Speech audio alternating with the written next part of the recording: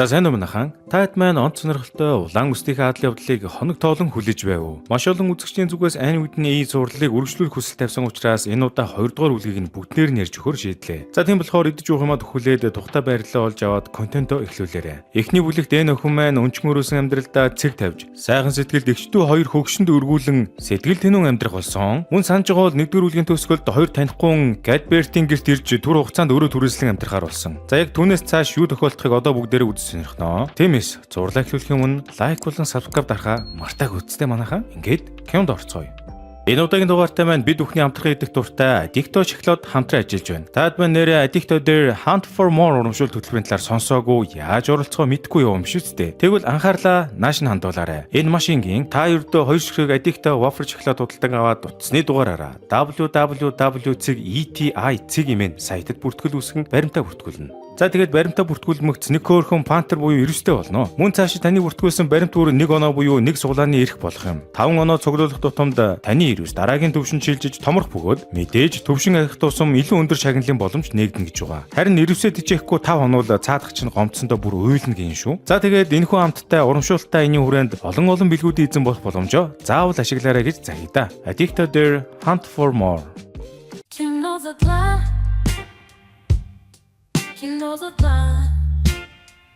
Нэгдүгээр анги.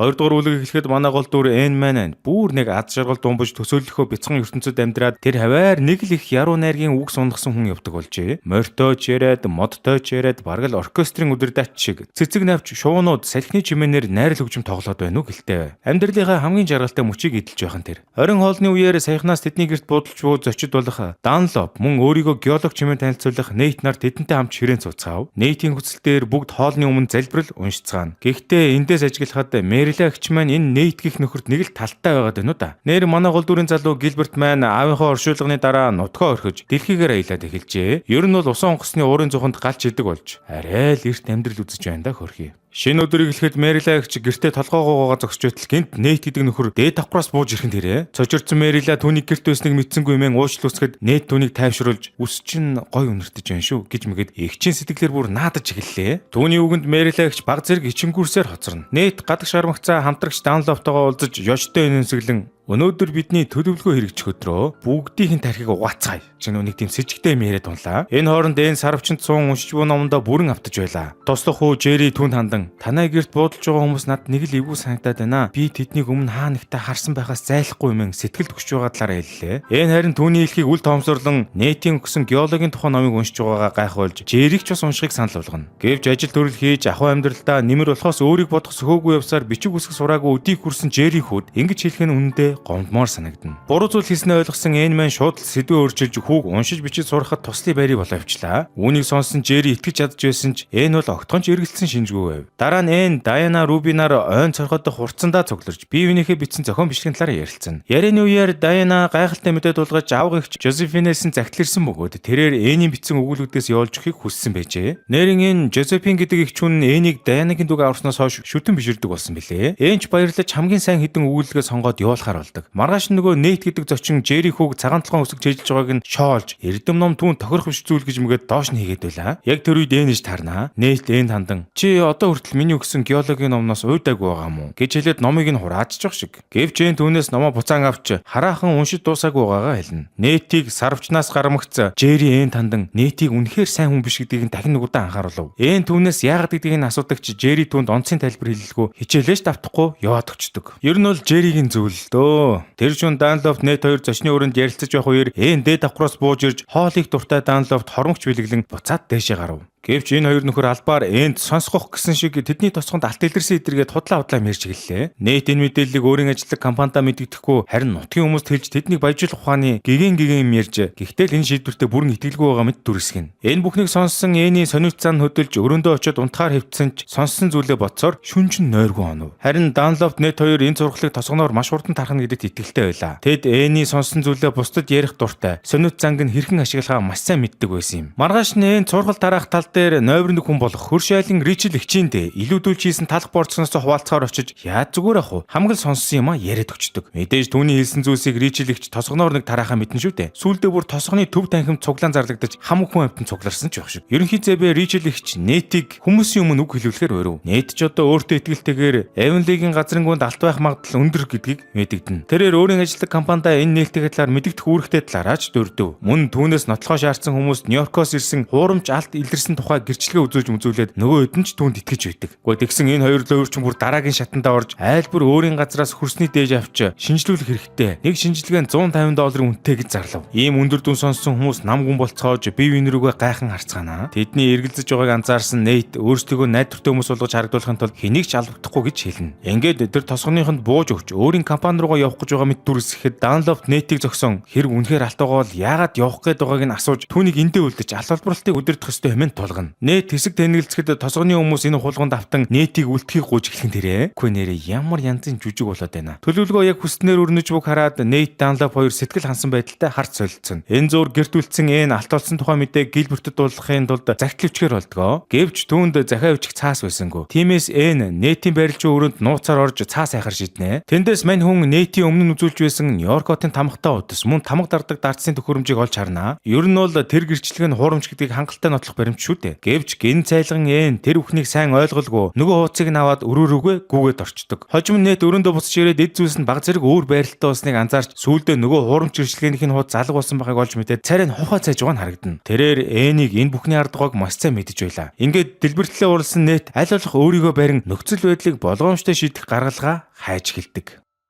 20 дугаар анги. Шинэ анги эхлэхэд аялагч залуу Гилберт маань усан онгоцонд хамт ажиллаж байхдаа танилцсан Бэш гэдэг залуугийн төрсөн нутаг Тринад Тобаго улсад хөл тавилаа. Харин нөгөө талд Энволид шинэ өдөр эхэлж өглөөний цайны үеэр Мэрила фермийнхөө өрсийг шинжилгээнд явуулахгүй гэдгээ тэнд суугаа хүмүүст хатуу мэдэгдэгэ. Нэгт шинжилгээний үн хэтэрхий өндөр. Хоёрт тэд энэ фермээр насаараа ажиллаж өдий зэрэгт хүргэсэн юм. Нэт түүнд алтвал барггүйч эрсдэлгүй зүйл гэж юу аах вэ? Эдэргээд ямартай шийдвэрийг тэдэнд үлдээн. Гэвч энэ хоёр өгшнийг фермийн хүнд ажил хийж байснаас хөрсөө шинжилүүлээд алтаа олборлоод санаа амар амьдрах хэрэгтэй мэн ятгсаар байла. Сургууль руу явах замдаа Даяна найздаа Нэйтийн микрософтоор харуулсан шорооноос алт олж хараагүй. Гэхдээ Нэйт өөрөө байгаа гэж зүтгээд байсан тул алт харсан мэт дүр үзүүлсэн тухайгаа хэлнэ. Даяна Нэйтийг мэрэгжлийн хүн учраас үнэн ярьж байж магадгүй гэж хэлсэн ч нэг л эргэлцсэн шинжтэй байв. Өдөр хичээлдэр зураг зурх дуртай Энийн ангийн хүү Ковлиг үргэлж цахилгууддаг Билли хүү шоглож зурсан зураг дээр нь бэх асгаад хийчихв. Гэтэл Филипс багш хохирож Ковлиг загнаж зураг зурх нь октын хийдэг зүйл хичээлийн цагаар дэмий зүйл цаг эдэргээ бүр самбар дуудаж би хичээлийн үеэр зураг зурхгүй гэх мэт үгсийг хуулж бичих шийтгэл оноо. Бүх сурагчдын өмнө хүүхдийг ингэж ичээх нь шудраг бус санагдсан тул түүний өмнөөс нэлээд бухимдлаа. Засварлагын үеэр Кол ганцаархнаа чимээгүйхэн хоол идэж сууж байгааг харсан түүний дэргэд очиж суунгаа хань авахыг хичээнэ. Айжмаар бусад охид ч гэсэн тэдэнтэй нэгдэж эхэлдэг. Ийхүү дандаа л даруухан дууг явдаг Кол хүү анхудаа өөрийгөө олонний нэг хэсэг болсон мэт мэдэрнэ. Хичээлээ тараад гэртээ иртэл нөгөө хоёр зочны нэг болох Данлоп нь авгагч нь нас орж гэрийнхээ бүх өв хөрөнгийг өвлөж авах болсон тухай хуваалцав. Тэгснээ бас энийх мөнгө нь тэднээс мэдэрсэн хайр халамжтай харьцуулах чинь биш гэж мэгээд талархаж байгаагаа илэрхийлэн үзэг бэлэглэж ч түүнийг нь баяртайгаар хүлээн авдаг. Л өөрчид энэ удаа бас юу сэтсэн бэ гэвэл Данлоп албаар бих гойждаг эвдэрхий үзэг өгөөд Нэйтийн өрөөнөөс авсан цаасыг хаяхаас өөр аргагүй хүрнэ гэж тооцож л дээ. Тэр өдөр Мэрила эгч Нэйтэд таалагдахын тулд үс зүсээ янзлаад нэг л өөр байла. Дүү Мэтью ч одоо түүнийг хачин байгааг анзаардаг. Гэтэл нөгөө Нэйт нь түүнийг тоож угаачм алга. Үүний зэрэгцээ Даянагийн аав Вильям гэртээ томоохон үйлчлэг зохион байгуулж хөрсний шинжилгээний мөнгө төлж чадахгүй хүмүүс туслах санал тавьдаг. Хариуд мэдээж газраас нь алт илрүүл ашигаас нь хувь хүртэх нөхцөлтэй ч байх шиг. Үжилгийн үеэр Мэрила Нэйтийг бус эмэгтэйчүүдтэй мөн сэтгэгнэж байгааг нь олж хардаг. Ийхүү сэтгэлэн шаргасан Мэрилаг чимээгүйхэн ажиглан зогсоох Мэтью бүхнийг ойлгоно. Гэртээ буцаж ирсний дараа Мэрила сүүлийн үед аимшигын цохол бичих нэрийдлэр өөрийгөө айлгаад байгаа Энийн өрөөнд орж тайвшруулахыг хичээдэг. Үүний дараа Мэтью Мэрилатай ярилцаж тэдний газар алттай байсан ч Грин Гейблсийг уухгүй байгаар тохиролцов. Тэд хайр тохин энэ фермээ бүрэн бүтэн өвлөж үлдэхийг хүсэж байлаа. Өөрсдийг нь байхгүй болсон хойч охин энэ газрыг хайрлан хамгаална гэдэгт тэд итгэлтэй байсан юм. Шийдвэрийг гаргаад манай хоёрч одоо сэтгэл тэнэж байгаамаа. Нөгөө талд Гилберт залуу маань галч хийдэг усан аяллаа үргэлжлүүлж байх ба замын анд Бэштэйгээ бас зүрхний үг мүгэ яриад байж байна. Манай тосгонд нэг улаан өстэй охин байдсан юм аа. Тэр их түргэн ааштай. Би ерөн түүнтэй дахиж уулзах чадах болов? Гэхдээ тосгондоо очихоор л тэнд гатсан юм шиг санагддаг. Гэхдээ Бэш найз хариудна. Бид чам шиг өөрийн гэсэн гэр оронгүй учраас энэ усан онгоц бидэнд жинхэнэ гацсан юм шиг санагддаг гэж хэлэхдээ зэрэгцэн Гилбертийн сэтгэлд ямар нэгэн зүйл бодогдох шиг болов. 3 дугаар анги. Удаан хугацааны турш бодсны эцэст охин Гилберт найздаа загтлилгээхээр сэтгэж чулуудаж нөгөө зовж олсон цаасан дээрээ бэлгэний үзгээ хүрэхтэл үзэг нь юу юугүй баалж хайрын цаасыг нь баллж орхилоо. Ингээд бухимдсан нэтийн өрөөнөөс дахин 2 удаа цаас сулгаалж мөн цаасыг нь буцааж өгнө гэсэн тэмдэглэл үлдээхэж марцсангүй. Эцэст нь мань хүн Гилбертэд зориулан бичсэн цагтлаа дуусгаж Жозефинаар дамжуулан илгээхээр шийднэ. Тэгтэл яг энэ үеэр Дайана охин аав ээжийнхээ хамт Жозефин эгчтэй уулзахаар Шарлотт таун руу явхаар болж Жозефин эгч Энийг тэдэнтэй хамт ирэхийг урьдаг. Мэдээж дуртай ээж өвшөөрн шүү дээ. Энийг явсны дараахан Нэт түүнийг зөвшөөрлгүйгээр дахин цааснаас нь хулгаасныг мэдээд бас бөөн уур боллоо. Улмаар тэр Данлоптай ярилцаж хүмүүсээс өөрчлөсөн мөнгөө хуваах төлөвлөгөө гаргадаг. Гэтэл түүний хамтрагч Данлоп ягаад ч юм энэ тосгонд үлдсэн амьдралаа өнгөрөхөөр шийдэж Нэтийг тэр чигээрээ тал мөнгө аваад алга болж болно гэдэргээд сонь юм ярьж эхэллээ шүү. Учир нь Данлоп нөхөрсөг охин болон тосгоны хүмүүс жигнэсээ тасаж сэтгэл нь хорогджээ. Нэт хэлэхдээ хүмүүс түүнийг хизээч хүлээн авахгүй гэж анхааруулдагч Данлоп үүнийг эсэргүүцэн өөрийгөө аль хэдийн хүлээн зөвшөөрөгцөн гэж хэлээд Мэтьюгийн авдраас нууцаар хуссан буугаараа Нэтийг сүрдүүлхэн тэр. Нэт ч одоо хэлэх үггүй боллоо. Нэг мэдсэн Нэт сарвчин дарих гудран бухимдлаа тайлаа сууж байтал ажилчин Жерихүү хүрээд ирдгээ. Нэт сурсан зангаараа түүнийг дарамтлаж хүчээр арх болох гэтэл Жери эрс татгалцаар байв. Хэсэг хугацааны дараа Жери Мэтьютэй уулзсан өмнөх болсон явдлын төлөө учиргүй уучлалгуулж хэрэгтэй мөнгийг нь дээрэмж талцнаас олж тэд ийм хачин хүмүүст өрөө түрээслүүлж гэртээ байлгахад хүрсэн гэж бодож байгаагаа хэлнэ. Мэтью түүнийг тайвшруулахыг оролцсон ч Жери тэр хоёрыг үнэхээр муу хүмүүс гэж бодож байгаагаа ахин дахин сануулсаар байлаа. Үүний дараа Мэтью асуудлыг илүү нухацтай авч үзэж эхэлж байгаа юм. Нөгөө талд Энман Жозефин эгчэнд очихсан загтлаа тэдний жолоочд өгч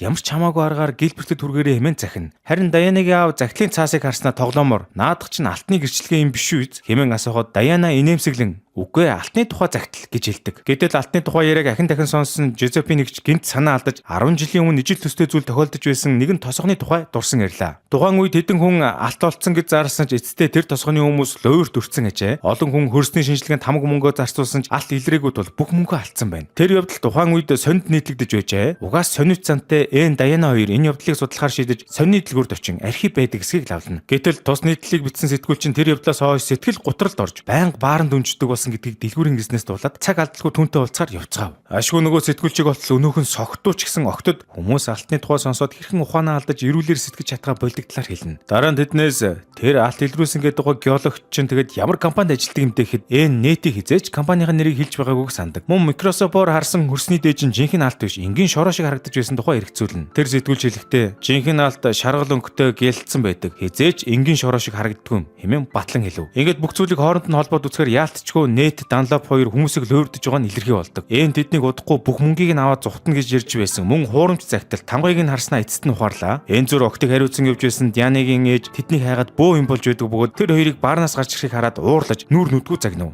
Учир явдлаа тайлбарлахыг оролцсон ч Даянагийн ээж түүнийг сонсохоос татгалзнаа. Харин нөгөө талд Мэтью Мэрила хоёр өрөө түрээсч гадны хүмүүст хандан маргааш өглөө гэхэд тэдний гэрээс явах хэрэгтэйг хэлдэг. Учир нь Мэрила тэдэнд дургу болж эхэлсэн. Бас Жерихүү тэднээс айж байгааг мэдсэн тул Мэтью даруй арга хэмжээ авчвал энэ аж. Маргааш нь Даяна болон Даянагийн гэрийнхэн Шарлотт таунаас буцаж ирлээ. Энэ үеэр Даянагийн аав хүмүүсээс цуглуулсан хамаг мөнгөө Нэтэд гардуулан өгчөв. Харамсалтай нь замын турш тэднийг ятгсан хинч итгээггүй юм. Гэртээ орж ирмэгцээ Данлопоос зайгаа орж түүнийг анзаараагүй мэт ажиллана. Тэрээр Мэрилэтэй тусдаа уулзах үеэр олж мэдсэн бүхнээ ярьж өгөхөд Мэрила Энийн хэлсэн бүхэнд бүрэн итгэж байгаагаа илэрхийлдэг. Энэ мөчид Данлоп ямар нэгэн асуудал үүснэгийг анзаарж Нэтэд тэдний нууц нь ил болсон тухай дуулгана. Цаг үлдээгөөг ухаарсан хоёр луурчин Мэрила хоёрыг байгаа өрөөнд нь хүлж орхиод тэндээс зүгтаацгаав. Гэвч Мэрила хоёр хүлээтэй чигээрээ хаалганы бариулыг онгойлгож гэрийн гаднаа хонхоо дуургаж чаддаг. Мэтью хонхны дуунаар яаран ирж тэднийг сууллан яриаг нь сонсоод цаг алдалгүй мориндоо мордон тосгоны хүмүүсийг цуглуулж Нэт Данлоп хоёрын араас хөөхөөр явцгаав. Тэр үеэр Жерихүү зогтож уул өөрсдийн замд таарч тэднийг Шарлотт таунд өөрийг нь дээрэмцсэн хүмүүс байсныг сайн нэгэн таньдаг. Хүү хамаг чадлаараа тэднийг зогсоохыг оролцсон ч Нэт түүнийг хүчтэй цохин унгаан ухаан алдуулна. Гэтэл энэ үеэр Данлоп Мэтьюгээс сулгаасан бууга гаргаж ирээд Нэт рүү чиглүүлж бүх мөнгөө өөрт нь өгөхийг шаардлаа. Гэвч Нэт татгалзаж Данлопч түүн рүү гал нээх гэтэл өнөө буун гацчихдаг. Үнэн бүтлгүүгээр юм да. Энэ мөчийг ашиглан Нэт Данлопыг дэрэгднээсэн худгийн нүх рүү түлхэж унгаад зүхтан одлоо. Харанхуй болоход Мэтью болон тосгоны хүмүүс ухаан алдсан байдалтай хэвтэх Жерихүүг олж бүтлгүү Данлопыг худгаас гарган баривчилдаг. Ингээд дараагийн хэсэг гарахад Энийн загтал эцэст нь жинхэнэ эзэндээ хүрсэн байлаа. Гилберт Энийн загтлыг уншаад төрлөх тосгонд нь алт илэрсэн тухай мэдээд маш их гайхаж байгаа нь харагдана. Яг үнэндээ тосгоноороо луйрдүүлсэн шүү дээ Гилберт минь. 4-р анги. Нэрээ манай Мэтью ахын маань багын найз бэлэвсэн эмэгтэй Жини гэдэг хатагтай өмнө нь энд даашинц хийж өгч мөн эдний гэр бүлийн санхүүгийн хүнд байдалд орох үед нь тусалж байсан билээ. Саяхнаас тэр ихч Мэтью ахад ойр ойрхон загтлилгээдэг болжээ. Даанч Мэтью ах нэгийг ч нээж уншлахгүй баахан захиа оруулж эхэлдэг. Энэ байдлыг ажигласан Энью сониуд зандаа хөтлөгдөн тэслгүй нэгийг нэгэд уншиж. Сүүлдээ бүр Даяна Руби хоёртой хүртэл загтлыг нь үзүүлж тэднийг хоорондоо харилцаж чадахгүй байгаад нь харамсаж байгаагаа хэлэхэд Даяна түүнээс Мэтью ах Жинид үнэхээр сэтгэлтэй байсан хэсэг нь баттай юу хэмээн асууна. Үзэг золигтод Гилберт залуу нөгөө Бэш найзтайгаа бас нэг халуун оронд очихсон бүр арх марх амсаж үзсэн юм шиг явж байлаа. Бэш түүнийг цаашлуулж тосхон чинь хөөхөн охин дээрээс нь алтны урхай чамаг хүлээж авахд юундаа ингэж хорвоогоор нэг хэрэн тэнүүлж явдаг юм те гэхэд Гилберт ичингүүрэн тэр чинь зүгээр найз тэглэж тэндээс алт олдох хэсэг нь баталгаатай зүйл биш гэж байдаг шүү. Бэш түүнээр тохоргон за алтч дүүрч гэхдээ зүгээр нэг найзынхаа тухай ярих болгондоо хэнч тийм ад шаргалтай байдаг юм да хэмээн хэлэн тэр. Нөгөө талд энэ маань хэсэг бодсны эцэст Жинигийн захианд хариу өчгөр шийджээ. Гэхдээ Мэтью бичиж байгаа юм шиг түүний өмнөөс биш чигсэн байгаамаа. Ингээд тэдний хооронд тогтмол загтал солилцох харилцаа үүснэ. Хөөхий Жини хатагтай өөрийгөө Мэтьютэй л загтлаар харилцаж байна гэж бодсоор л байла. Гэтэл нэг удаа Мэтью санамсаргүй байдлаар нэг загтлыг нэгэд унштал Жини өмнөх захианд бичсэн зүйлийн тухайд дурдсан байв. За ингээд сүүлийн үед юу болоод байгааг ойлгосон Мэтью энд маш ихээр сэтгэл гонсож үүний сэтгэлээр тоглож ийм зүйлд оролцох ёсгүй байсан юм хэмээн зэмлдэг. Улмаар ч одоо Мэтью ахыгаа гомдоож асар том алдаа гаргаснаа ухаан сарвч руугаа дахиж очиод л уйлж унжиж эхэллээ. Энэ үеэр дэлхийн нөгөө талд яваа Гилберт залуу маань Бэш хамттайгаа бас нэг Африкийн халуун оронд очихсон түнчлэн энд хариу болгон бичсэн цагтлаа шуудангаар илгээж байгаа нь харагдана. Гэтэл тэнд санамсаргүй байдлаар юу төрөх төгсөн нэгэн өнгө дэрстэй эмэгтэйтэй таарч улмаар тэд эмэгтэй туслахаас өөр аргагүй төрж Гилберт ердөө номноос уншиж сурсан мэдлэгээ ашиглан буруу байралтай нэрийг зөв байралд нь оруулж ээж хүүхд хоёрыг эсэн мэнд амаржуулж чаддаг. Нас залуу Гилбертийн чадварыг биширсэн Бэш түүнийг ирээдүйд эмч болох талаар нь бодж үсгийг санал болгоно. Гэвч үнэн хэрэгтээ Гилберт төрөхдөө ихэнхээ эвлээд буруу байралтай байснаас болж хөөхий ээж нь төрхийн хүндрэлээр нас орсон учраас тэрээр хожим нь энэ талаар дэлгэрүүлэн судалсан ажээ. Үзэг зөрөгтөд Мэтью ах захааны асуудлаар Жинитэй нүрээ харан уулзалтаж бүх үннийг эхнээс нь тайлбарлаж байгаа нь харагдана. Тэр Жинийг найзын хуваар хүндэлдэгч үлдсэн амьдралаа охиныг өсгөж хүмүүжүүлэхэд зориулна гэж хэлээд одоо өөртнөөгөө бүхэнд сэтгэл хангалуун явдгаа илэрхийлв. Жини ч одоо түүний шийдвэрийг хүндэтгэн тэд сайн найзууд хэвээр үлдэхэр болдог. Мэтью гэртээ буцаж ирээд Энийг хийсэн зүйлдээ одоо хүртэл чин сэтгэлээсээ гимшиж бүлтгэнээд яваад байгааг нь анзаарсан тул эцэст нь түүнийг уучлж бүх зүйл эргээд хэвийн горимдоо орсон байгаа юм. Та ч гэсэн энэ өхөн шиг хинэгний гомдооч хоод яаж буцаад хэвийн горимдоо орондоо гэж шаналж явсан биш үсттэй. Тэгвэл танд найдвартай нэг арга зааж өгье. Шоколадын дургүй хүн гэж бараг байдаггүй шүү дээ. Тэр дундаа бид бүхний дуртай Addicto Wafer. Шоколадны Addicto дээр Hunt for More урамшуултайн яг одоо тохиож байна. Тиймээс хайртай дотны хүмүүсээ баярлуулж гомдоосон бол уучлалгүй Addicto Wafer шоколадаар гинтийн бэлэг бариарай. Нэрийн та хэдтэй урамшууллын хүрээнд ямар бэлгүүд хүлээж байгаа талаар мэдээлэл хүргэе. Level 1 болон Level 2 төвшин дугаар хэрэглэгчид 500,000 төгрөгийн эрхийн бичиг хожих суглаанд оролцсон. Харин Level 3 ба Үнээс дээш төвшөнд байгаа хэрэглэгчдийн хувьд Эрдэнэсийн сан нээгдэж супер шагналуудын төлөө өрсөлдөх хэрэгтэй болох юм аа. Супер шагналуудад гейминг компьютер DJI Osmo Pocket 4, Ray-Ban Meta Gen 2 нүдний шил, Sony брендийн чиглэлгээд үнэн гал бэлгүүд багтсан байгаа шүү. За тэгээд www.eti.cg-ийн сайтаараа Addicto шоколадны баримтаа бүртгүүлснээр илүү их оноо цуглуулж, илүү өндөр түвшинд хүрч, илүү том шагналын эзэн болох боломж таны хүлээж байгаа гэдгийг сануулъя. Addicto there, hunt for more. 5 дугаар анги. Дэлхийгээр аялж яваа Гилберт хөө цаг хугацаа өнгөрөх тусам Бэш найзтайгаа улам дотн хандуудулж сүүлдээ Бэшийг өөртөө хамт Эвонлид очиж гэртээ хамт амьдрахыг үрсэн бололтой. Тэд 2 жилийн турш хамтдаа ферм ажиллаж дараа нь Бэш тэндээ үлдэж харин Гилберт цаашаа сурахаар явна гэсэн тохиролцоонд хүрсэн байв. Сүүлийн 10 жил гэр оронгүй яваа Бэш ирээдүйнхээ талаар бодох тусам догдолж байлаа. Харин тосгоны сургууль дээр юу болж байна гэтэл энэ хүүхдүүд чинь яалтчгүй том болоод лонх эргүүлж нэгнийгээ үнсэж идэр тоглодог болчихжээ. Энийн ээлж ирэхэд тэдний ангийн Билли гэдэг хүү энэ удаа би үнжин шүү гэд илт энийг царай зүсээр ялгуулан гадуурхаж байгаа нь харагдана. Ийм үг сонссон энэ яг үндэ доромжлогдсон мэдрэмж аван ууртаагаар сургуулиас гарan явлаа. Түүний найз Даяна ч араас нь гарч тайвшруулах гэж үзнэ. Гэвч энэ түүнээс төрөлхийн үзэсгэлэнтэй байх нь ямар байдаггүй эдэргээ далийн юм асуугаад байлаа. Тэд ингэж явсаар энийн гэрт ирэхэд сарвчанд ажиллаж байсан Жери хүү найз Даянаг нь хараад инээмсэглэж амьдралдаа анх удаа ийм үзэсгэлэнтэй охин харж байна эдэргээд бас догдлоод байгаа бололтой. Манай энийг баг охин гэж боддог юм уу дөө. Ингээд гаднах төрхөндөө сэтгэл дүндүр яваа энэ мань улам сэтгэлээр унаж маргааш өглөө нь улаан үсээ баг ёолкны модчиг баахан тууцаар чимгэлсэн байдалтай бууж ирэв. Гэвч Мэрилагч түүнийг загнаж үсээр оролдохгүй байхыг сануулна. Хичээл дээр ирсний дараа нөгөө Коул гэдэг сурагч хүү энийн үсийг янзлж өгөх гэтэл ангийн багш Филипсон түүнийг охин шиг ашиглаж байна гэж хойшлоо түүнийг бүр цааш доктуудын дунд сууж буй гэхин дээрээ. Мэдээж түүний энэ үйлдэл нь Коулыг маш их шархлуулсан байдаг. Маргааш нь энэ Коулыг тайвшруулах гэж үздэгч өнөөх нь өөрийгөө бусдаас өөр төрсөн гэж хэлээд ерөөсөө тайтарх шинжгүй байлаа. Нэрийн энэ өдөр энэ хичээлээ тараад гэртээ эртэл түүнд Гилбертээс хариу захиа иржээ. Маргааш нь Эн Гилбертийн захааг найз Дайанадаа үзүүлж Гилбертийг хизээ ирэхээ мэдэхгүй байгаа. Мөн Африкаар аялж яваа талаар дуулахтал тэдний ангийн сахилахгүй Билли захааг нь булан аван ангиар дүүрэн уншингаа алдлаа шүү.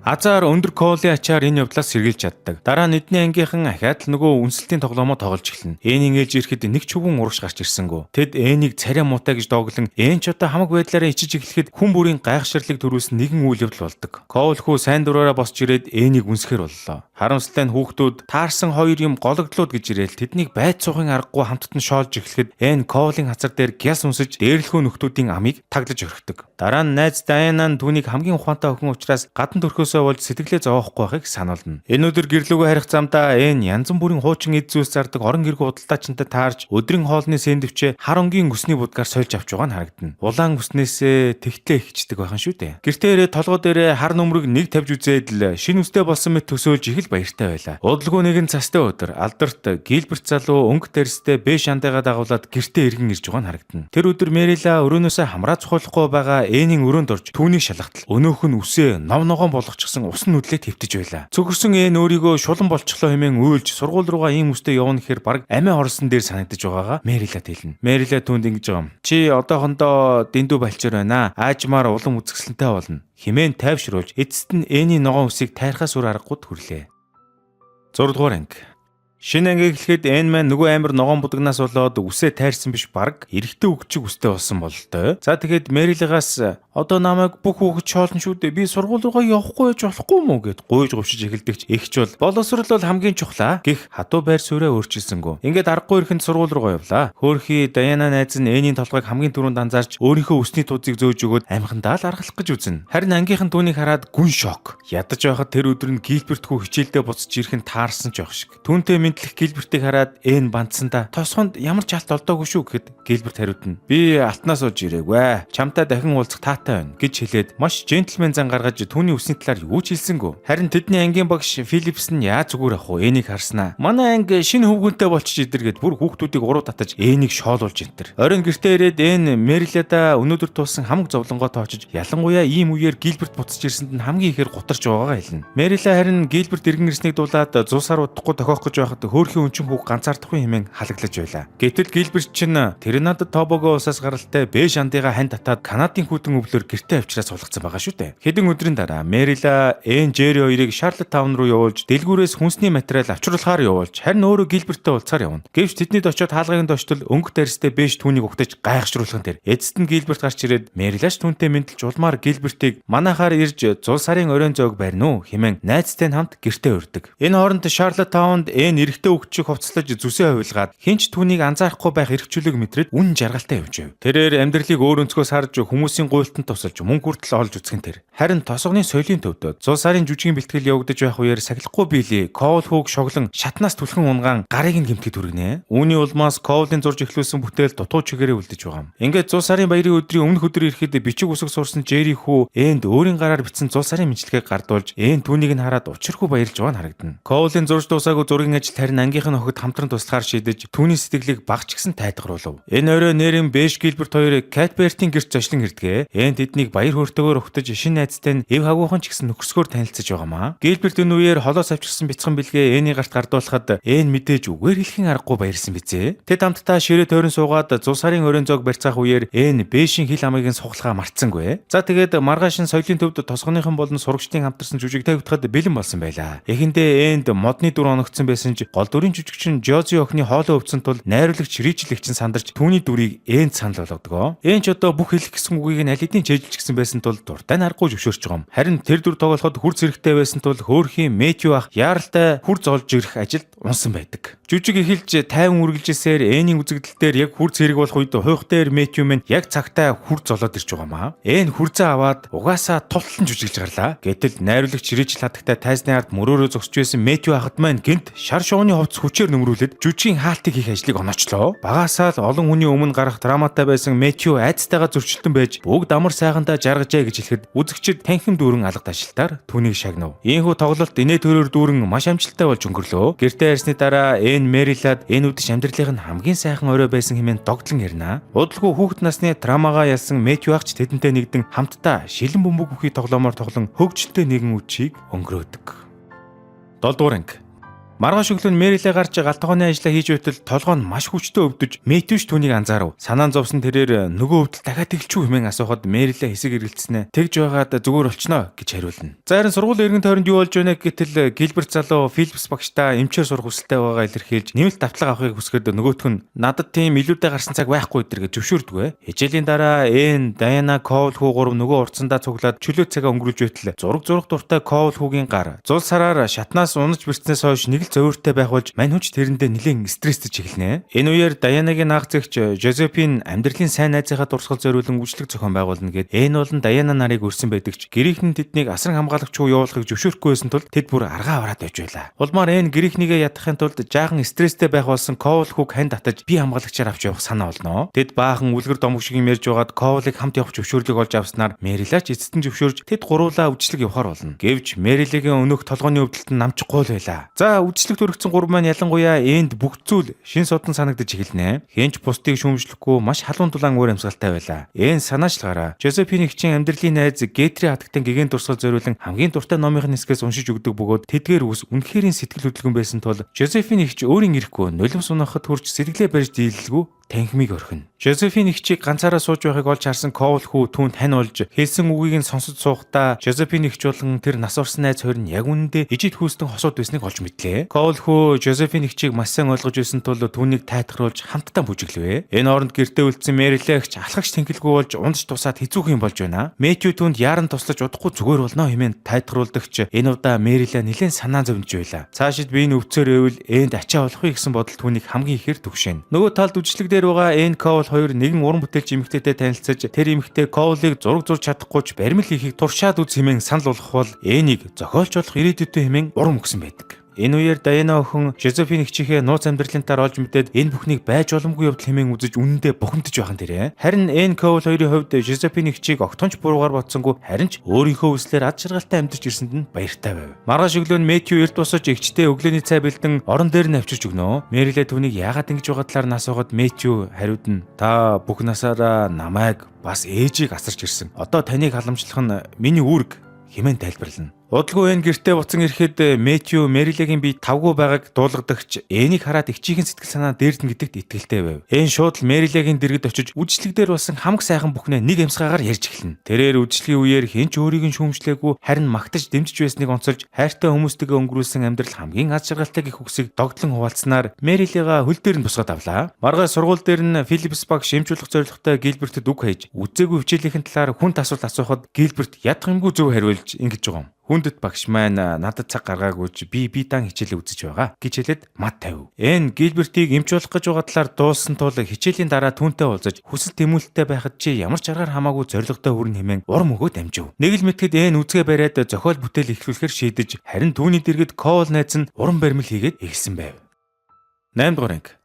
Сургууль дээрх сүүлийн үеийн сониноос дуулахад нөгөө Филлипс багш чинь өөртөө нэр холбогдсон сурагч Приситэйгээ бүр гэрлэхэр болж байгаа юм байна. Гэхдээ энэ Филлипс багш гаднаасаа эрэгтэй хүн шиг харагддаг мөртлөө цаанаа бол арай л өөр хүн юм шиг санагдаад байгаа юм да. За энэ талаар хэдүүлээ дараа нь олж мэдцгээе. Хэд хоногийн дараа хичээлийн үеэр өнгө дайрс залуу Бэш амт найз Гилбертийгээ хайгаад гэнт сургууль дээр хөөдөрлөө. Ангийн багш Филлипс нь түүнийг илт дорд үзэж үүднээс нааш алхахгүй байхыг анхааруулж жоох шиг. Гилберт сандран Бэштэй ярилцаж түүний шүдний өвчин тэсвэрлэхийн аргагүй хүндэрсэн талаар олж мэднэ. Тэгээд эмчтэр очиж болоогүй мүү гэтэл арьсны өнгнөөсөө болоод эмнэлгийн тусламж авч чадахгүй байгааг энтэй хөөрхий. Үүнийг сонсоод Гилберт ихэд урлаж Шарлоттаунд байдаг өөрийн таньдаг эмч рүүгээ авч үзүүлэхээр болдог. Харин Бэш хар арьснууд амьдардаг Шарлоттаун орчмын Бог гэдэг газар руу явахыг хүсэж байв. Тэд галт тэргийн цуух үед нь кондуктор нь Бэшийг арьс өнгөний үзлээс болоод суулгахгүй нэтэрийгэд бөө юм болдогч азар Мэрилэ эгч найз Ричлийн хамтаар мөн Шарлоттаун руу нүдэ үзүүлэхээр явж таарсан тул тэдэнд тусаж ашгүй нэгэн галт тэргэнд суулгаж чаддаг. Нөгөө талд хичээлийн завсарлагын үеэр Коул шаврын өөдөс гартаа хатгаад явж байтал биелий гэж сахилахгүй нөхөр түүний шаврыг булан авч цонх руу шидэд ангийн цон хаглаад ажиллаа. Мэдээж Филлипс багш энэ явдал шууд л Коулыг буруутгаж цон хагасны төлбөрийг эцэг эхээрээ төлөвлөх хэмээн шаардна. Гэтэл Коул гэнт багшийнхаа өдөөс үг сурж шудраг бус шийдэглийг нисэргүүцэн та хэн нэгнийг үзэн ядаж уураа гармаар байгаа бол өөрийгөө л толон тар гэж хэлчихэд ууртаагаар ангиас гарan одлоо. Нөгөө талд Шарлоттаун руу явсан Мэрилэ эгч маань шинэ нүдний шил тааруулж овоо нэгэн сонин уншгууц болдог. Үүний зэрэгцээ Гилберт Бэш хоёр Гилбертийн аавыг үздэг байсан нөхөрсөг эмчтэр очиж эмчиж хөөрхий Бэшийг арьс өнгөөр нь ялгаруулгүй үзэж өгөхөр болно. Энэ үйл явдал тосгоны эсрэг рүү шилжчихэд нөгөө ойн цорхонд гурцанд Коул хичээлээ хаяад ирсэн байх ба энэ удалгүй араас нь ирж түүнтэй ярилцсанаа. Коул хэлэхдээ Филлипс багш өөрийгөө шийтгэж чадахгүй учраас өнөөдөр намайг буруутгасан. Яагаад вэ гэвэл тэр надтай адилхан тэрийг нуух гэж оролддог гэгэн тэрэ.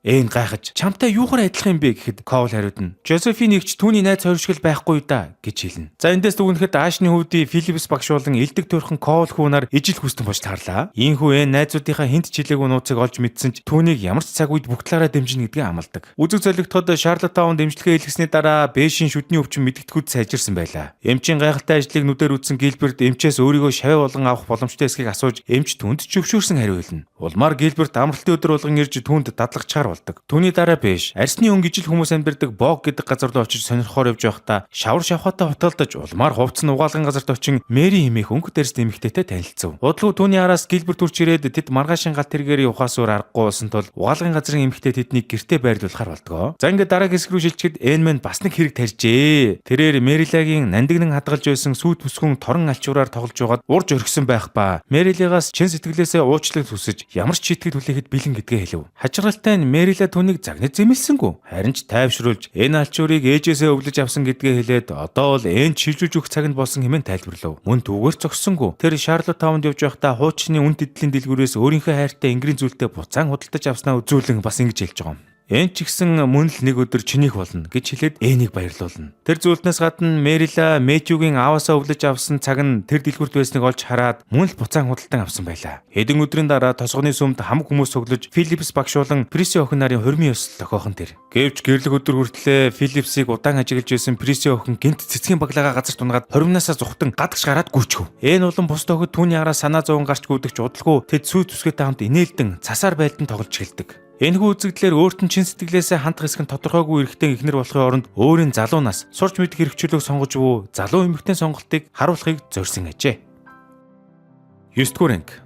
Шинэ анги эхлэхэд нөгөө Филиппс багш хайцын бүүмэд тосхны сургуульд Стейси гэдэг нэртэй эмэгтэй багш шинээр томилогдсон иржээ. Тэрээр ундаг дугуугаар зорчдог орчин үеийн заах арга барилтай. Даашинсны оронд өмд өмсдөг байх нэгэн бөгөөд энэ бүхэн нь Энийг маш ихээр гайхшруулж байв. Хүүхдүүдтэй нэг бүрчлэн танилцах үеэр Стейси багш зурагчдыг тойруулан суулгаад өөрсдийгөө хоёр үгээр тодорхойлох боломж олгоно. Гэтэл тэр дунд Эн шинэ багшийнхаа хажууд наалдаа суучихсан бүр арай дэндүү хитвэтэй оролцож хүүхд бүрийн хэлсэн үгний араас өөрийн тайлбараа хэлж дээрэс нь хавь ойрдуулсан хам ховживыг хольж утгаад тэнд байсан хүмүүсийг эвгүүцүүлж эхэллээ. Эцэст нь Стейси багш Энд хандан хүн бүр өөрийгөө төлөөлөн ярих болно. Харин бид аль болох ховж юмнаас зайлсхийх хэрэгтэй. Сурагч Эн хичээлийн дараа надтай тусдаа уулзсан шүү хэмээн хэлв. Түүнийг ингэж хэлсний дараа Эн гинт тухайн орж өөрөөсөө маш их хичиж эхэллээ. Хичээлийн дараа гав сурагч Гилберт Стейси багштай хувьчлан уулзаж нэг жилийн өмнө сургуулаа төгсөөд эртхэн коллежид сурах хүсэлтэй байгаа тул нэмэлт давтлага авахыг хүснэ. Гайхалтай нь Стейси багш огтхонч төвшөөлгүй түүний гуйлтыг зөвшөөрөв. Харин Эний хувьд шинэ багшаасаа ховживын хор уршиг ба бусдыг ойлгодог байхын ач тус сэдвээр эсээ бичих даалгавар авлаа. Өөрийгөө буруугаар ойлгуулсан явдлаа залруулахыг хүссэн Эн хэрхэн сайн эсээ бичих вэ гэж шаналж эхэлдэгч Даяна найз нь түүнийг ухаантай учраас санаа зовлтгүй юм тайвшруулна. Тэр шөнө Эн нисэн дээрээ шамдан суусаар өглөө болоход ширээгээд ирсэн байдлаа сэрв. Даанч сэрэгтэй асаалттай дэнлүүгээ гараар татаж унгаад хайрын эсээ битсэн цаасаа түлээ тайчдаг. Тэгснэ доошоо бууж ирээд учиргүй ханиалгаж өвчтөе мэд дүрсгээд унлаа шүү. Мэрилагч түүнийг шууд л жүжиглэж байгаа гэдгийг нь анзаардаг ба үнэн хэрэгтэй түүнийг хийсэн даалгавраа шатаасан гэдгийг нь олж мэднэ. Улмаар шинэ багшаасаа айж имээсэн Энийг тайвшруулахын тулд Мэрила сургууль руу хамт явж багшд нь үнэн учрыг нь тайлбарлаж өгөхөр болдог. Гэтэл сургуулийн хаалга татсан мөчөөс эхлэн Стейси багш Мэрилаг гайхшруулж эхэллээ. Бусад ээжүүд шинэ багшийн талаар таагүй сэтгэлдтэй байсан ч Мэрила тэднийг буруу ойлголт авсан болохыг нь ухаарна. Стейси багш Энийг эсээгээ шатаасан ч дараа нь даалгавраа гүйцээхийг сануулж Мэрилаг харин ангид үлдэж хичээл хэрхэн явагдаж байгааг ажиглах санал тавьдаг. Мэрилач түүний саналыг уриалган хүлээн авч түүний заах арга барилыг ажиглаж эхэллээ. Стейси багш эхлээд хитэн төмснүүдэд төмөр хадаас зоож хадааснуудыг зис уцаар холбон цахилгаан гаргаж хүүхдүүдэд гэрлийн чийдэн асааж үзүүлнэ. Тэр цаг зөвхөн том хотуудад л цахилгаан гэдэг зүйлийг ашиглаж байсан учраас бөглүү тосгоны сурагчдад энэ туршилтыг нүдээр үзээд үнэндээ гайхан биширч байлаа. Гэтэл тэр үеэр сургууль дээр ричлэр өдөрдөөсөн дэвшилтэд ээжүүдийн бүлгэм гэх поп нэртэй хүмүүс ангид орж ирцгээвэ. Ядаж байхад нэг сурагч санамсаргүй байдлаар өнөөх төмсөөр асаасан гэрлийн чийдэнг нь хагалж орхио хөрхий. Үзэг золигтоод Гилбертийн гэрт амьдарч тариалангийн ажил хийж сурах зорилготой Бэш залуу маань ажил төрлөө хийхдээ ганцаардаж шантарсан уу яасан талаас нэг л мэтгэд гэрээсээ явж нөгөө угаалгын газрын Мэри гэдэг эмэгтэй дээр хүрээд очсон байв. За ингээд буцсан сургуулийн үйл явдал руу шилжчихэд нөгөө ээжүүдийн бүлгэмийн чинь хагарсан гэрлийн лампаар шалтгаглан Стейси багшид хатуу анхааруулга өгөөд явцаахан тэр. Ер нь бол манай Стейси багшийн заах арга барилыг аюултай зогсгүй гэж үзэн эрс шүүмжилж байгаа юм баха. Гэрлэг барих замдаа ой доторх нууц газартаа очихоо санаж Стейси багш Мэрилэ хоёрыг дагуулan явдаг. Тэгсэн тэнд нь Кол хүүгийн урлсан маш олон баримл хүүхдүүдийн цуглуулсан сонирхолтой эд зүйлс байхыг олж хараад тэд гайхширч эхэллээ. Өмнөх багшийн байнгын дээрдгэлтэй суулж сургууль явахаа болсон Ковлийн тухай сонсон Стейси багш түүнд хэрхэн туслах талаар бодож эхэлдэг. Нөгөө талд Гилберт хичээлээ тараад гэртээ иртэл хамтран амьдрагч Бэш нь ширээн дээр нэгэн захидлуултайгээд арилаад өгсөн байлаа. Угтаан бол Бэш тариачин болох мөрөөдөлтөд бууж өгч өөртөө найдал хүмүүс амьдардаг борчуудын хороолол боог руу нүүхээр шийдсэн бололтой. Хөөрхий Гилберт Бэшид шудраг бус хандснаа ухаарч түүнд хангалттай цаг гаргаагүйдээ харамсна. Үдэш болоход сахилахгүй хүмүүс болох Билли ба түүний нөхөд ойруу үнэг агнахаар явахдаа Эний нууц газрыг эргүүлж эргэн тойронд нь байсан Колын гараа гаргаж хийсэн хамаг баримлуудыг нь хайр найргүй эвдэж зүтгэн тэрэ. Маргааш өглөө Стейси багш Ковлийн гэрт очихсан ээжд нь түүнийг хичээлдээ явахаа болсон талаар дуулгаад сууж байв. Улмаар ээж нь Ковлыг худлаа ирсэн талаар олж мэдэн чи хичээлдээ явахаа болсон бол тариалангийн талбайд ажиллах ёстой босуу хэмээн уурлаж зандарлаа. Кол айсандаа гэрээсээ гарч гүйсээр нууц газартаа иртэл уйлж буу болон хамаг уран баримлууд нь сүйтсэн байхыг олж харна. Төд удалгүй Кол тэрхүү аймч төр зургийг тесрүүлж чадалгүй нууц задруулсан хамаг бурууг энд тоож эхэлдэг. Тэрээр мөн газар туунсан Билигийн ороолтыг олж хармагцаа энэ бүхний ард хэн байгааг ядгамгүй ойлгож уурандаа шууд сургуулийн зүг хариалган ангид орж ирээд хамгийн түрүүнд Билли рүү дайрч эхэллээ. Зодооны үеэр Билли санамсаргүй байдлаар халуун зуганд чихээ түлчив. Ингээд өөрийгөө ноцтой эрэг тарьсан гэдгээ гинт ухаарсан Кол хөө айд сандран сургуулаасаа зугтан гарлаа. 10 дугаар анги.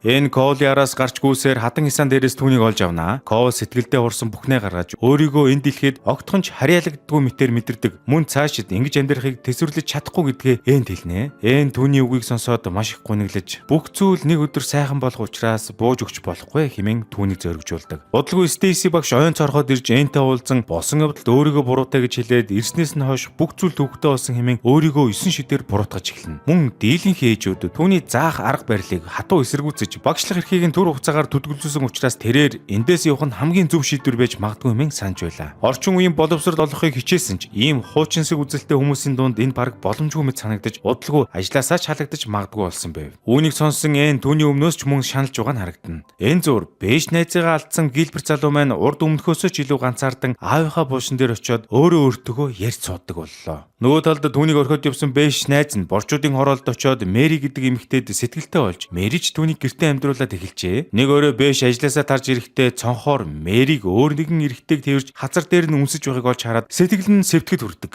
Нөхцөл байдлыг бүрэн ойлгоогүй Бэш ямар ч тайлбар сонсолгүй гүйж одноо. Үнэн хэрэгтээ тэр үл таних эрэгтэй нь Мэригийн хүү Элайжа байлаа. Шинэ өдөр эхлэхэд Эн Даяна Руби нөгөө гэрлийн ламп хагалсан сурагч дээрэс нь Колтой нийлээд тавуулаа Шарлоттаун явж Стейси багшийг сургуульд нь үлдээх арга зам хайхаар шийддэг. Тэдэнд галт тэргээр зорчих мөнгө байгааг бол ачааны богонд нууцаар сууцгаадаг бөгөөд тэдний энэ үйлдэлийг Бэшиг хайхаар ижил галт тэргэнд суусан Гилберт толгойд харчдаг. Шарлоттаун дэрсний дараа Гилберт ачааны богоноос буун ирэх Эн тэргүүтээ хүүхдүүдийг угтаад зогсож байлаа. Улмаар Эн түүнд Стейси багшид туслах зорилготой яваагаа хэлж Гилберт ч гэсэн тэдэнд амжилт хүснээр Бэш найзынхаа эрэлт гарна гэд зам салцгаана. Энэ үеэр Кол Эн хандан Гилберт нэрээ чамаг крашлдаг гэдгийг мэдв гэж хэлдэг бөгөөд Эн эцэндээ түүний эснийг эсэргүүцэж гарлаа шүү. За ингээд зорилго бүхий хүүхдүүд маань хамгийн түрүүнд эртний эдлийн дэлгүүр орж гэрээсээ хуссан эд зүйлсээ борлуулж мөнгө олохоор шийднэ. Нөгөө талд Гилберт Мэригийн гэрт очин уулзан Бэш хэрхэн буруу ойлгостоос болж тэднийхээс ч гэсэн мөн явсан тухай олж мэддэг. Мөн Мэригийн хүн гэрэлтээс гадуур төрсөн учраас Бэшийг хүлээмж зөвшөөрөхгүй байх уу гэж айгаад хүүгийнхээ талаар хэлж чадаагүй ажээ. Улмаар тэд цаг агаар хүүтэн байхад гадуур хонсон Бэшд санаа зовон хайж болохоор гарна. Нэрэн манай нөгөө зорилго бүхий хүүхдүүд маань олсон мөнгөөрөө хэдэн гэрлийн чийдэн худалдаж авдагч анх нөгөө ламп хагалсан сурагч гэрлийн чийдэнгүүдийг нь барьж явж байгаад тэглэж унан улмаар ихэнхийг нь хаглаад хайчдаг.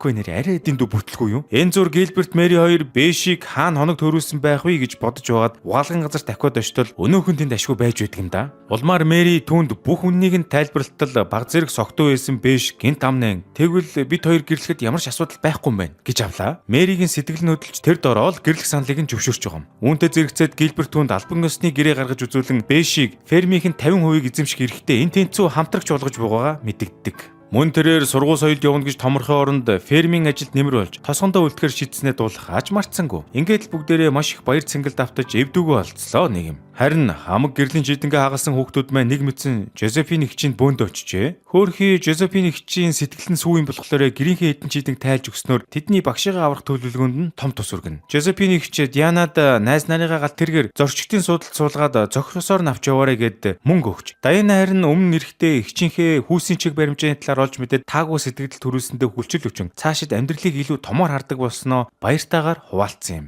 Яг гал тэргэнд суухын өмнө Коул хүү гинт найзуудынхаа ард үлдэж тандан Жозефин эгч намайг энд үлдэж болно гэсэн би тосгон руу буцмааргүй байна гэж хэлгэн тэр. Улмаар Коул найзынхаа шийдвэрийг хүндэтгэж түүнийг үлдээгээд явахаар болдгоо. Угаасаа тэрэн дээр байх төө. Хэдэн өдрийн дараа манай тосгоны төв танхимд Стейси багшийн ирээдүйг шийдний тэргээд хамаг хүн амтан цугларсан хил амаа билүүдж эхэллээ. Тэдний үзэж байгаагаар жинхэнэ багш хичээлийг яг ном 9-оор нь заадаг байх ёстой. Хүүхдүүд цэвэр цэмцгэр байж Ахмадын үгийг ягштал биелүүлж соёлтой боловсон хүн болох ёстой байтал янз бүрийн туршилт хэрэгтэй хэрэггүй юм хүүхдүүдээр хийлгэж анги танхимыг боснуулж хүүхдүүдийн сурах орчин эрсдэлд оруулах ёсгүй гинэ. Ингээд түүний үргэлжлүүлэн багшлах хэсгээр яг эцсийн шийдвэр гаргах гэж байтал танхимд Стейси багш өөрийн биеэр орж ирээд өөрийгөө төлөөлөн үг хэлэх эрхээ эдлэн гэхин тэрээр орчин үеийн мэдлэг боловсрол түгээх гэгээн хүсэл эрмэлзэлтэй энд ирсэн ч одоо бол нутаг нугийнхны хил амны бай болж ажил мэргэжлийн алдахад хүрч байгаагаа учирлана. Түүний хэлж байгаагаар хүмүүс бид тав тухгүй байсан ч өөрчлөлтийг хүлээн зөвшөөрж хүүхдүүдэд шинэлэг зүйлсийг таньж мэдэн сониут зангаа хөгжүүлж үргэлж сурч хөгжих байгалаас аяасан төрлөх эрхээ эдлэх боломжийг олгох ёстой аж. Төдөөдөлгүй найзуудаа дагуулсан төмсөөр ажилладаг чийдэнгүүдэд барьцгаан орж ирж Стейси багшийн боловсрол олгох шинэлэг арга барил нь ямар бодит үр дүн авчирч түүний ачаар хэдэн хоногийн дотор бүтэн жил олж авч чадаагүй мэдлэгийг хүртсэн талаараа багархан ярьдаг. Мөн тэднийг дэмжин Мэтью, Гилберт, Мэриленаар ээж дараалан үг хэлж бид ийм багшийн ачаар хурдтай өгжж буй дэлхийдээ хөл нийлүүлэн алхнаа. Стейси багш манай тосгонд үлдснээр шинжлэл өөрчлөлтийн эхлэлийг тавихад туслахуулна хэмээн уриалав. Хачиргалтай нь өмнө нь шинжлэлийн эсрэг байр суурьтай байсан бүлэгмийн дарга Ричел энэ удаа тэдэнтэй санал нийлж улмаар хүмүүсийн бодол өөрчлөгдөж санал хураалтын үр дүнд Стейси багшийг сургуульд нь үлдээх шийдвэр гарлаа ашгүй. Төдөөдөлгүй манай Катбертийн хэд нэрэн хормонд явахаар боллоо. Гилбертийн найз Бэш залуу нөгөө Мэри бүсгүйтэйгээ Шарлоттауны нэгэн сүмд гэрлэхээр болж ойр дотны хүмүүсээ урьсан байдаг. Хормын дараа Гилберт хоёрт ярилцах боломж тохиох үеэр Гилберт коллежид эрд орохын тулд тосгоноо орхих бодлоо өөрчилсөн байх бөгөөд зүгээр л жам 9-оор нь ахлах сургуулаа амжилттай төгсөж ирээдүйд эмч болох мөрөөдлөө биелүүлэхээр шийдсэн тухайгаа хэлв. Одоо бол шинэхэн гэр бүлтэйгээ чанартай цаг хугацааг өнгөрүүлэх нь түүнд чухал юмсанжээ. Үүнийг сонсон энч мөн адил түүнд өөрийн мөрөөдлөө хуваалцсан нэг л өдөр Стейси багш шиг мундаг багш болохоор зориг шулуутсан талаараа дуулгав. За ямар ч тач зохиоч болох мөрөөдөл нь бол аль биесээр өөрчлөгдсөн юм байна шүү. За энэ хүрээд улаан үс дадлын явдлын маань 2 дугаар бүлэг аль биесээр өндөрлж байна. Маш олон амьдралд ойрхон сургамжтай үйл явдлуудаар баялаг киногоо зэтэй манайха. Уг цувралаа дугаар алгасалгүй үзэж байгаа таад маань эрцээ бүртгүүлж лайкан дараад таалагдсан үйл явдлын талаар сэтгэлдээ хуваалцаарай. Ер нь бол 3 дугаар бүлгийг эхлүүлэх хэсэг сонголт та бүхний гарт байгаа шүү. Дараагийн дугаартан утгагүй орно. Аддикто шоколадны тоглоомтой урамшуулт хөтөлбөрийг хэллээ. Та Аддикто Wafer шоколадны 2 ширхэг баримтын зураг ATZ гэмээр вебсайтад оруулж оноогоо цуглуулахад хангалттай. Анхны баримтаа бүртгүүлэх үед танд 4 бяцхан ирвсийн нэг нь сонгогдсон гарч ирнэ. Улмаар Аддикто шоколадны баримтаараа та ирвсээ тижэн өсгөж явах юм. Тухайлбал 2 баримт бүртгүүлэх бүрт танд 1 оноо нэмэгдэж 5 оноо тутамд бяцхан ирвс танд нэг төвшин их юм. Бас 5 хоног ирвсээ хооллогоо тохиолдолд танд гомдон ойлгох болно. Ирвсээ 1-2 дугаар төвшөнд явагдсан бол та брендүүдийн 500 сая төгрөгийн эрхийн бичиг хожих боломжтой. Харин 3-аас дээш түвшинд хүргэсэн тохиолдолд gaming computer, Osmo Pocket 4, Ray-Ban Meta Gen 2, Sony branding чихвч эзэн болох боломжтой. Тэгвэл яг одоо баримтаа бүртгүүлэн шагналаа аваарай. Addicto Hunt for More.